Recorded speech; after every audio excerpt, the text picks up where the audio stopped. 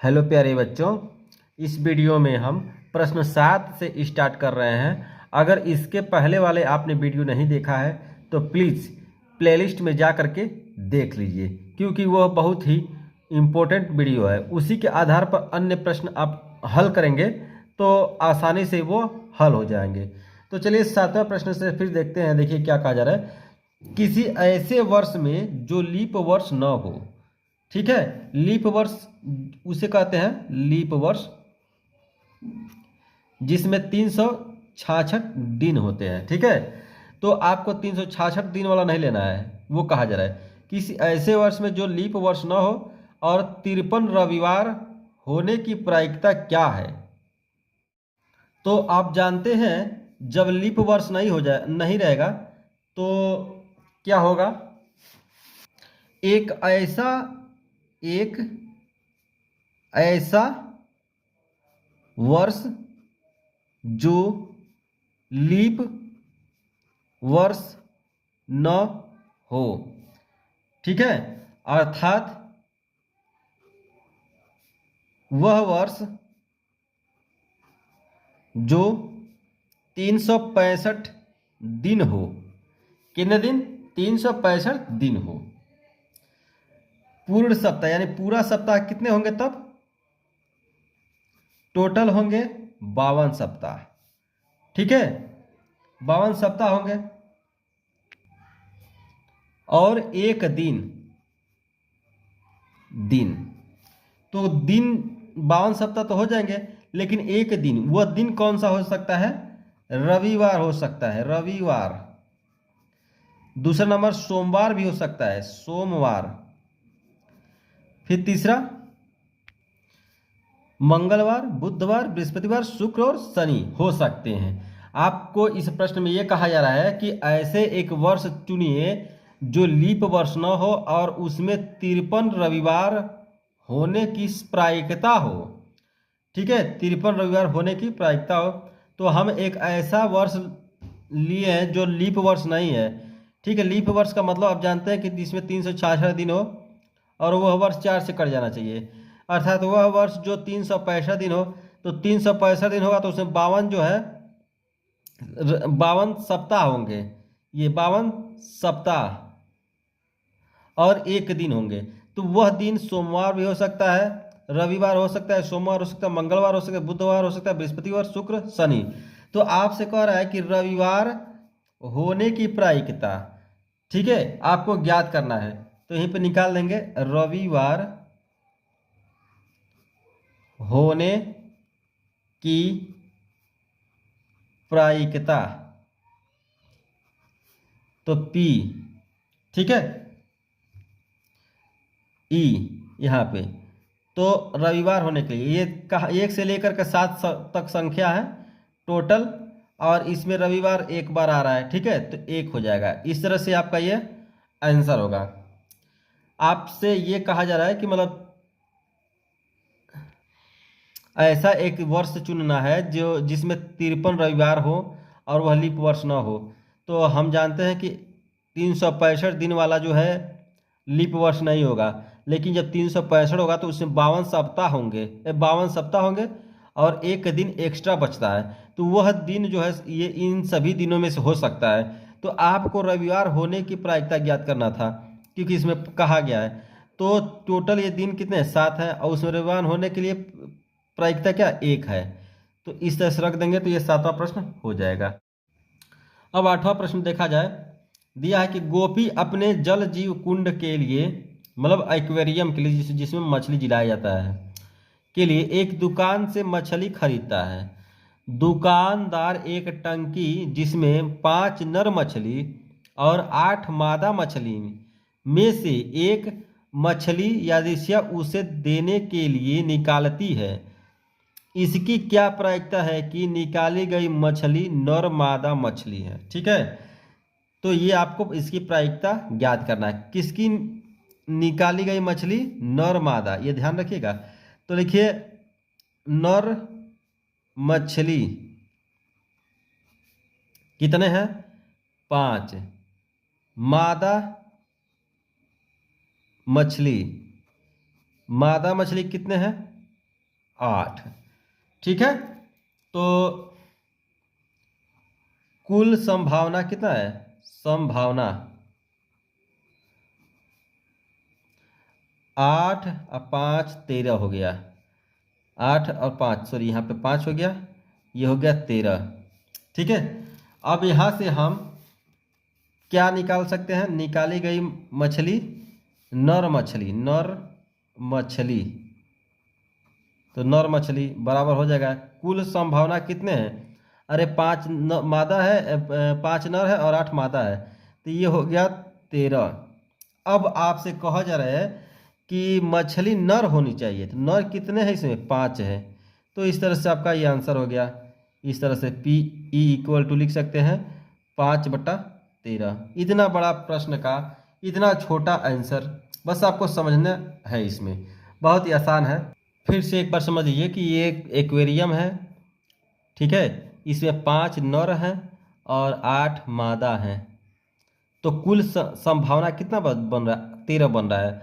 ठीक है, अब आपसे कहा गया है कि ऐसी मछली निकालिए जो नर हो, नर होने के लिए प्रायिकता याद करना है। तो ये लिख दिए फार्मूला नर होने के लिए, और टोटल पॉसिबिलिटीज 13 है, और उसके ऊपर कितना बन रहा है ये नर मछली का, तो रख दिए, हो गया ये आंसर। ठीक है, तो इसी तरह से ये प्रश्न लगेंगे। आगे देखते हैं हम लोग। देखिए 9वां प्रश्न, ये प्रश्न इम्पोर्टेंट, इसको कर लीजिएगा क्योंकि यह एग्जाम में आ चुका है, तो आने के संभावना है अभी। तो देखिए यहाँ पे दिया गया है कि पासे के एक बार फेंकने में ऊपर 5 बिंदु आने की प्रायिकता, यानी जब फेंकें तो ऊपर क्या होना चाहिए? बस 5 होना चाहिए। तो आपको जानते हैं 1 2 3 4 5 6 बिंदु आपको मिलेंगे लूडो पे। ठीक है, तो कुल संभावना यहाँ पे दिख रहा है, संभावना, कुल संभावना यहाँ पे 3 3 6 है। ठीक है, अनुकूल संभावना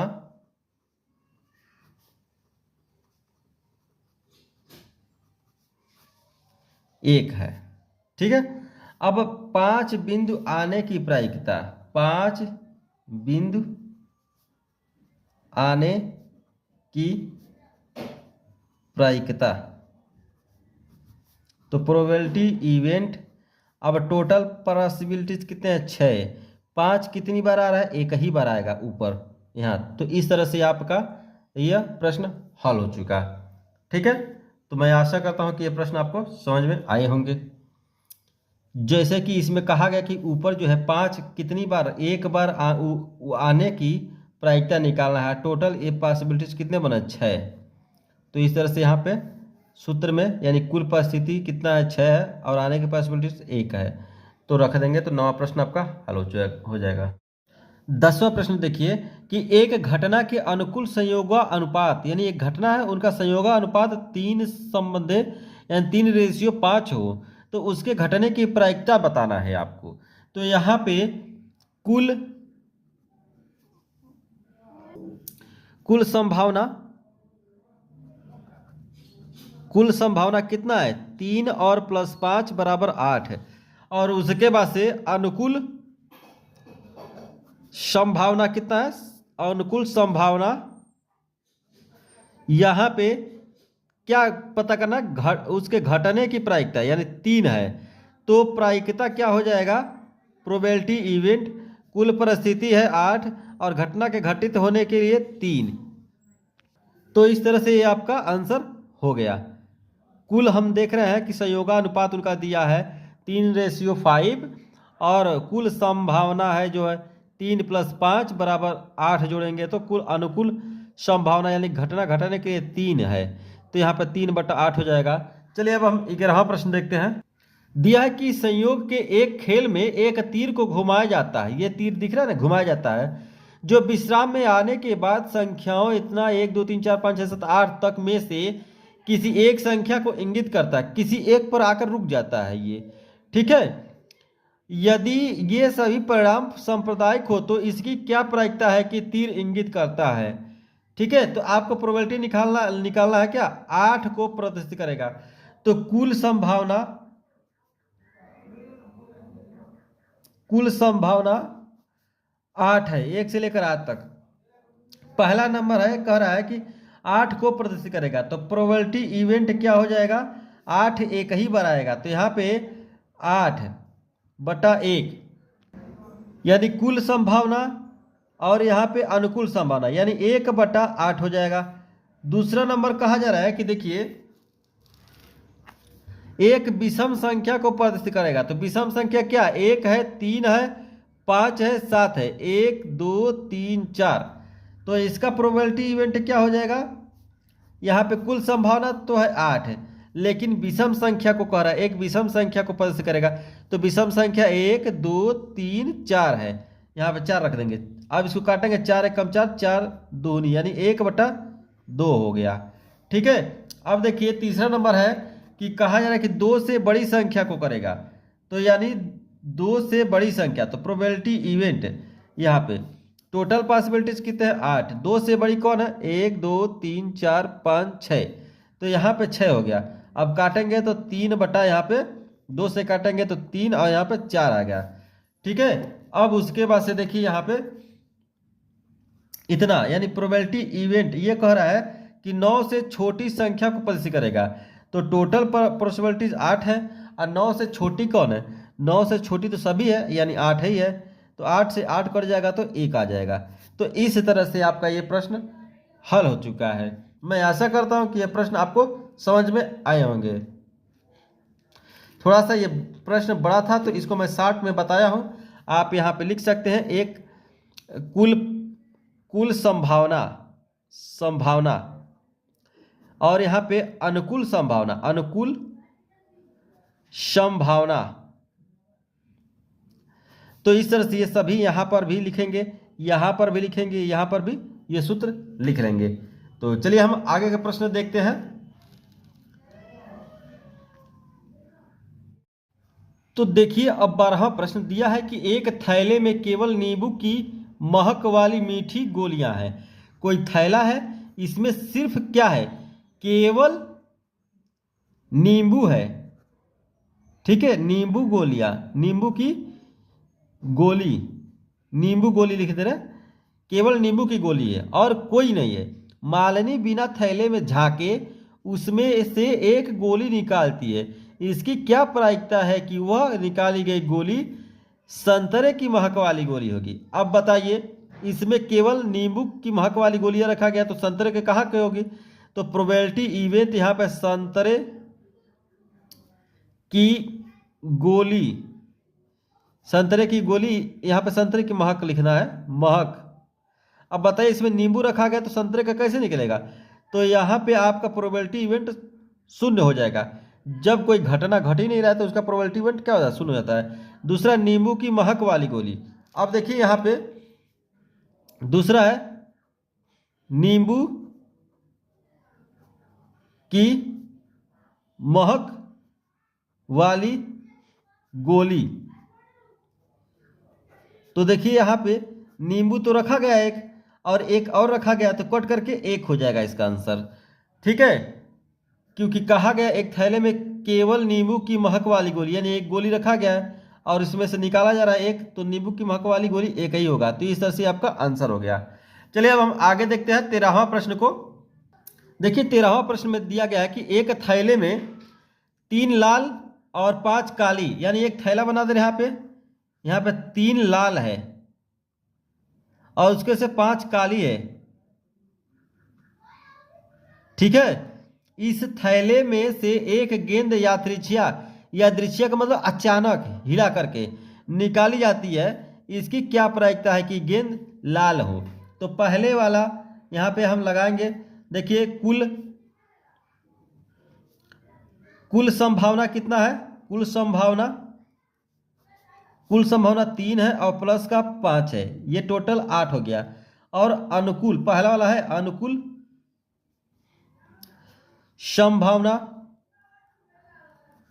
अनुकूल संभावना कितना है, 3 है। तब जाके प्रोबेबिलिटी इवेंट क्या हो जाएगा, प्रोबेबिलिटी लाल। तो लाल क्या हो जाएगा, टोटल यहाँ 8 हो गया और लाल क्या 3। तो इस तरह से पहला का हो गया। दूसरा यहाँ पे देखेंगे अगर तो लाल नहीं हो, ठीक है, लाल नहीं, तो यहाँ पे प्रोबेबिलिटी इवेंट लाल नहीं है, तो यहाँ प्रोबेबिलिटी नॉट इवेंट निकालेंगे यहाँ पे। तो लाल को छोड़ करके आप जो है यहाँ पे टोटल पॉसिबिलिटी 8 है, आप कह रहा है लाल नहीं, तो लाल को नहीं लेना है, तो 5 को लेना है। यहाँ पे लाल नहीं है तो 5 ही ना बचेगा। तो इस तरह से प्रोबेबिलिटी इवेंट आपका ये हो गया। ठीक है, तो इस तरह से आप 13वां प्रश्न कर लेंगे। आगे देखते हैं हम लोग 14वां प्रश्न। देखिए, दिया है कि 3 विद्यार्थियों के एक समूह में से 2 विद्यार्थी के जन्मदिन एक ही दिन न होने की प्रायिकता इतना दे दिया गया है। कितना? न होने की प्रायिकता दिया गया है। समझ लीजिए, इसकी क्या प्रायिकता है कि इन 2 विद्यार्थियों का जन्म दर एक ही दिन हो। तो यहाँ पे मान लेंगे, माना 2 विद्यार्थियों का जन्म दर होने की प्रायिकता पी है और न होने की प्रायिकता पी ई पे बार कर दिए हैं। ठीक है।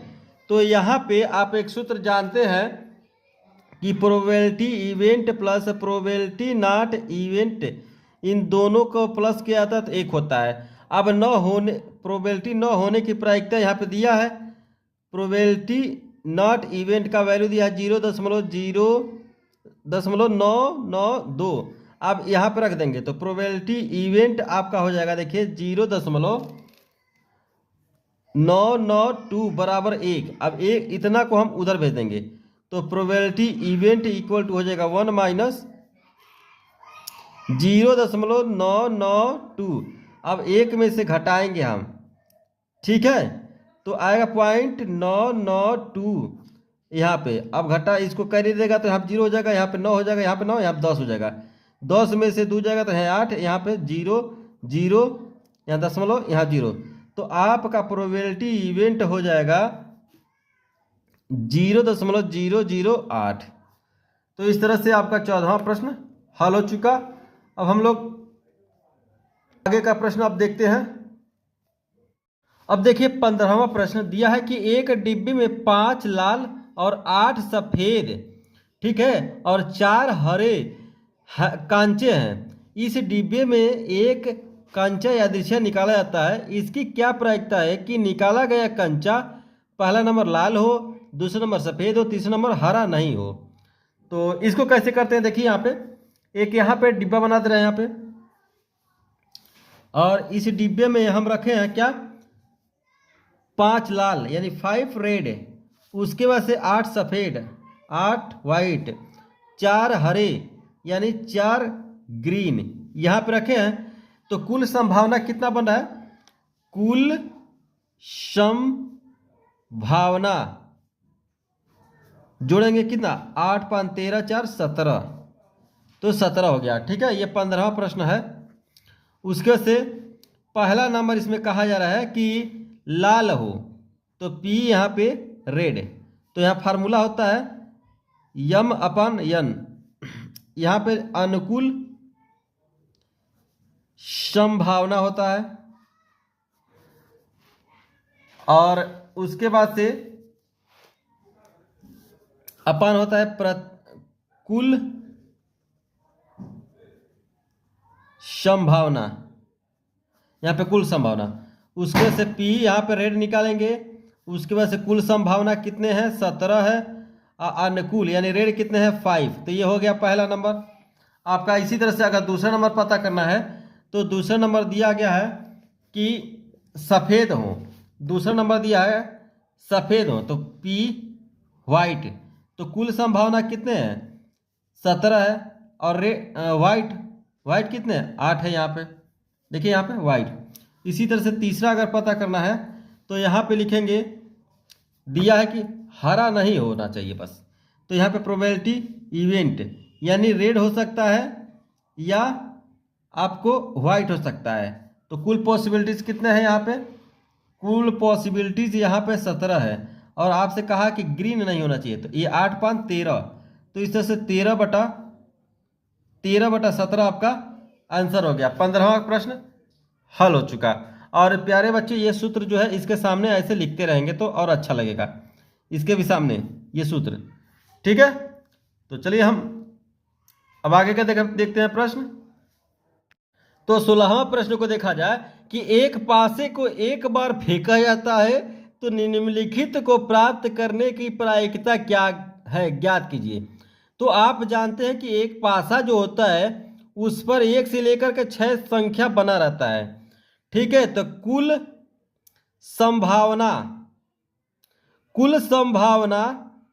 हो गया क्या, 6 बनता कि ना, 1 2 3 4 और 5 और 6, कुल संभावना कितना होगा, 6। अब पहला प्रश्न है, कहा जा रहा है कि इसमें एक अभाज्य संख्या हो, तो एक तथा 6 के बीच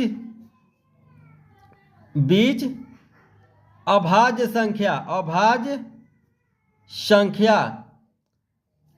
संख्या कितने हैं, 2 है, 3 है और 5 है। ठीक है, तो प्रोबेबिलिटी इवेंट जब निकालेंगे तो कुल संभावना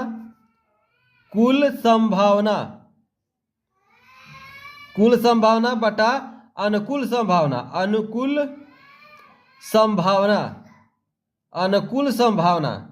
तो कुल संभावना कितने हैं, 6, अनुकूल संभावना कितने, 1 2 3, तो यहाँ पे 3 रख देंगे, काटेंगे तो 1/2 आ जाएगा। तो इस तरह से यह पहला प्रश्न हो चुका। अब चलिए दूसरे प्रश्न को देखते हैं। दिया है कि 2 और 6 के बीच स्थित कोई संख्या, तो लिखेंगे दूसरे नंबर में 2 और 6 के बीच संख्या क्या है, 3 है, 4 है, 5 है। ठीक है, तब प्रोबेबिलिटी इवेंट क्या हो जाएगा, कुल संभावना तो 6 ही रहेंगे और कितने संख्या अनुकूल में है, 3 है, 4 है और 5 है, यानी 1 2 3, तो 3 हो गया, काटेंगे तो इसका भी मान क्या हो जाएगा, 1, और उसके बाद ये सूत्र आप लिख देंगे यहाँ पे। ठीक है, उसके बाद से यहाँ पे तीसरा जो प्रश्न है 1 2 3, इसका भी प्रोबेबिलिटी इवेंट जब निकालेंगे तो देखिए यहाँ पे कुल संभावना, फार्मूला आप लिखते रहेंगे, कुल संभावना और अनुकूल संभावना। ठीक है, तो कुल संभावना 6 है। अब एक यहाँ कहा है कि एक विषम संख्या हो, तो विषम संख्या कौन हो सकता है, 1 हो सकता है, 3 हो सकता है और 5 हो सकता है, यानी 1 2 3, तो काटेंगे यहाँ पे रख करके तो 1/2 आ जाएगा। ठीक है, तो इस तरह से यह आपका 16 प्रश्न तक हल हो चुके हैं। तो अगर आप इसको नोट करना चाहते हैं तो नोट कर सकते हैं वीडियो को रोक करके।